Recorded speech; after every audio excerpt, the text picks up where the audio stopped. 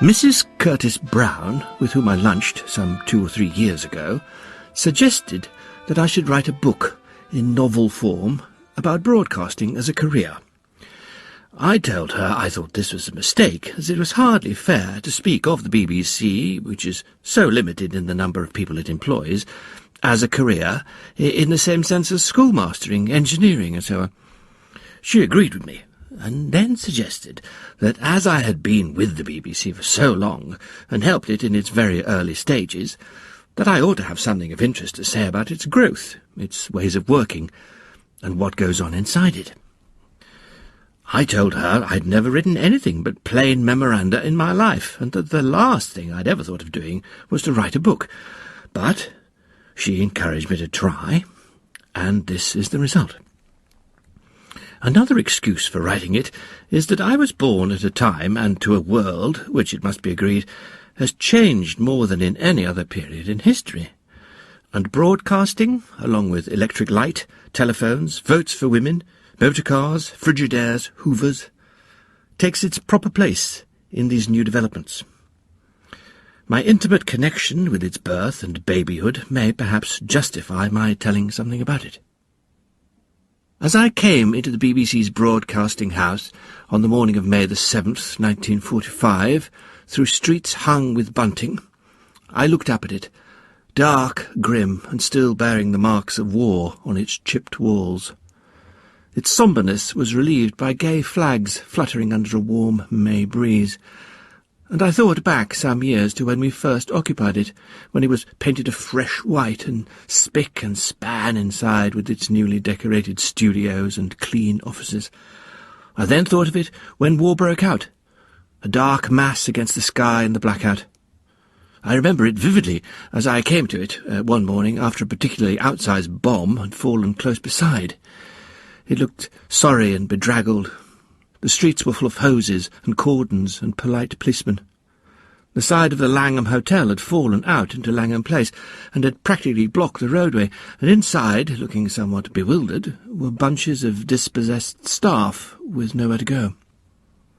I looked still further back to the Savoy Hill days, when, in 1924, as a shy new boy in a new blue suit with a bowler hat, I walked into the building to take up my job as assistant to the organiser of programmes.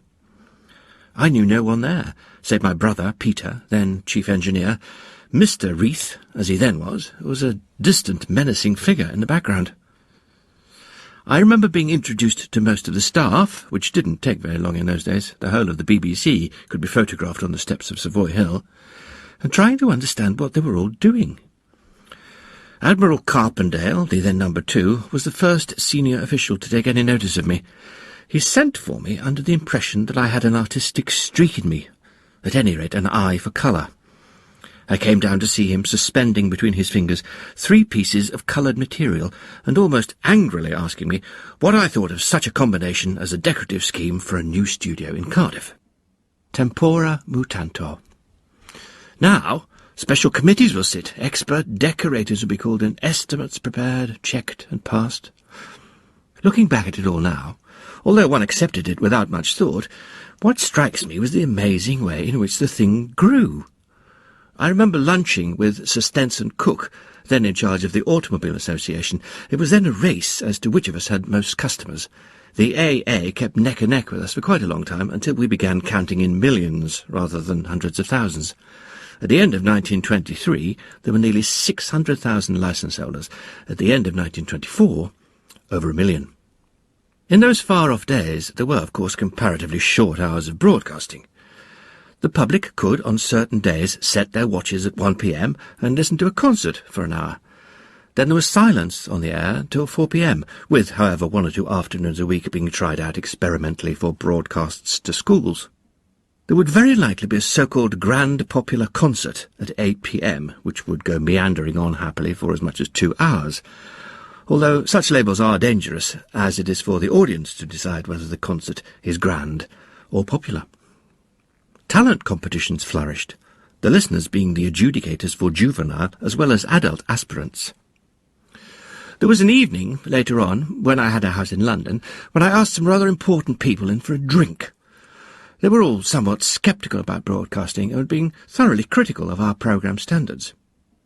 It was round about 6:30, and I knew at that time, on most days, we put on such critics as Vita Sackville-West, Desmond McCarthy, James Agate. I said to them, "I'm not sure what is on at the moment, but I'm pretty certain you'll hear a talk that will interest you." As the set warmed up, a little thin voice, growing gradually in volume, was heard to say, "And if your canary has diarrhoea—" I have never really lived this down. Many experiments were being tried for the first time. I remember appointing a panel of listeners, drawn from various walks of life, to whom we loaned a decent set, and asked them to listen to especially chosen programmes.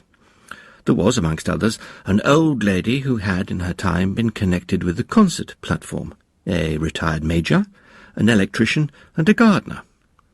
But it proved nothing, as dance music might be poison to one and meat to another, and each opinion cancelled others out.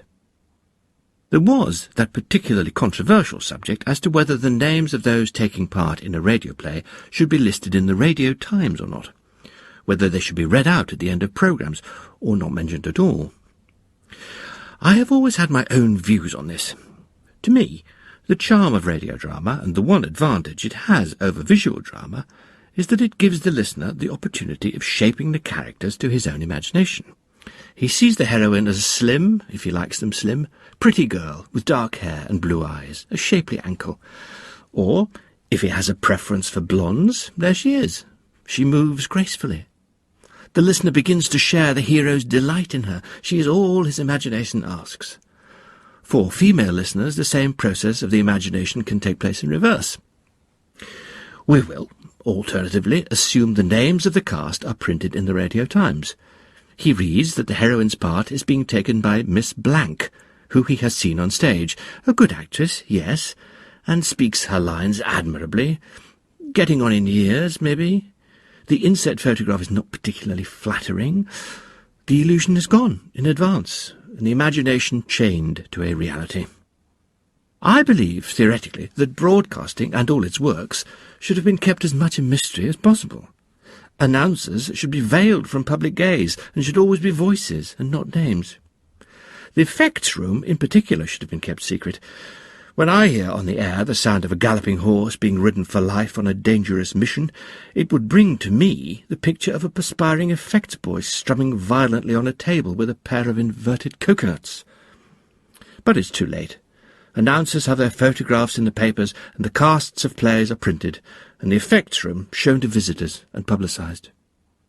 It's a curious thing that every job I have had in life is of the non-stop variety.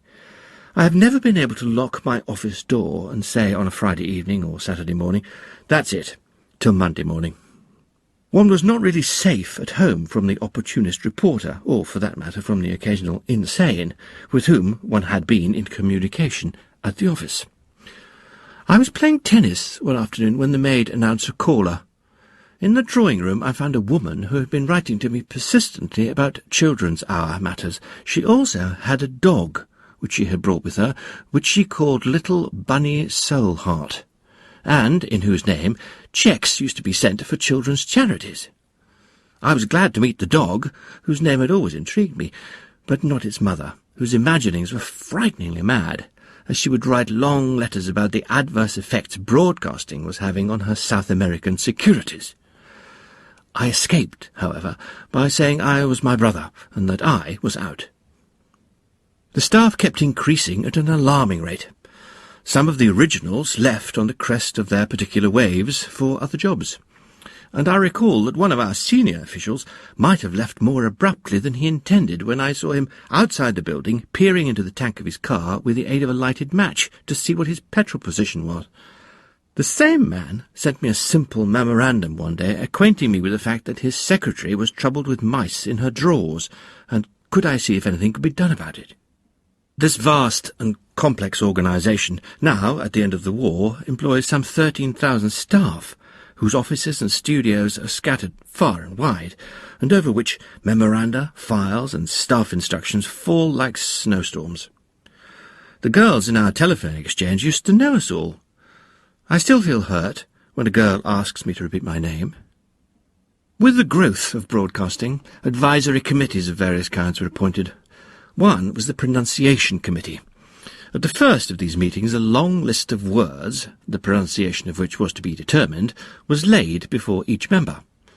Robert Bridges, the then Poet Laureate, white-haired and dignified, was in the chair, and others at the meeting included Bernard Shaw and Forbes Robertson. The first word to come up was acoustics. "No difficulty about the pronunciation of that," said the chairman, saying it his way. Up jumped Bernard Shaw, pronouncing it differently. The one wanted the OU to rhyme with cow, the other with coo. I forget which wanted which. The argument lasted for so long a time that most of the other words had to remain undisposed of till a further meeting. I remember spending half an hour with Bernard Shaw in his flat in Whitehall Court, looking onto the river, seeing whether I could persuade him to let us use some of his plays for broadcasting. After a few days, I got a postcard from him saying it would be all right, and naming a copyright fee.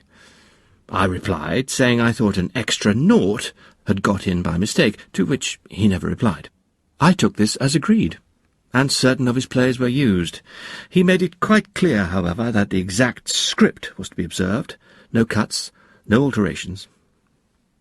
Naturally, most of the early work consisted in the breaking of new ground. Sometimes we were welcomed with open arms, sometimes we found ourselves walking into veritable hornets' nests. The BBC was up against many distrustful and competitive interests in those days. The press saw us as rivals, the theatre as competitors, promoters of sporting events looked upon us with grave suspicion, and the civil service regarded us with some contempt. I remember well trying to get the Home Office to agree to our relaying the cenotaph service, and being told not to bother them with such a trivial matter as broadcasting.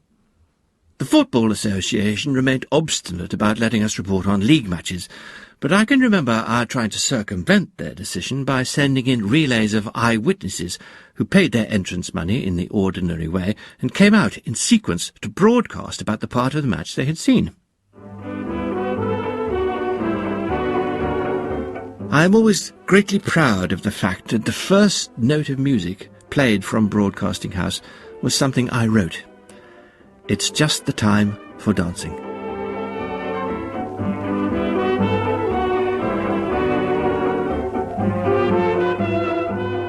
It was later adopted by Henry Hall as his signature tune.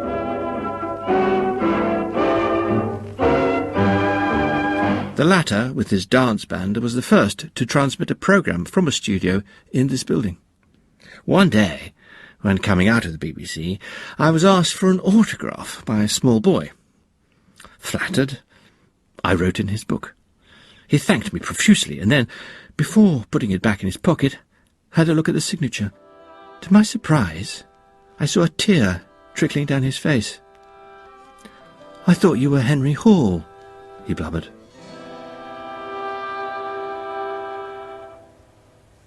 That's happened to most of us here. The BBC and All That was written by Roger Eckersley, and the reader was James Fleet. It was abridged and produced by Neil Cargill. It's a Pier production for Radio 4, and it continues next week.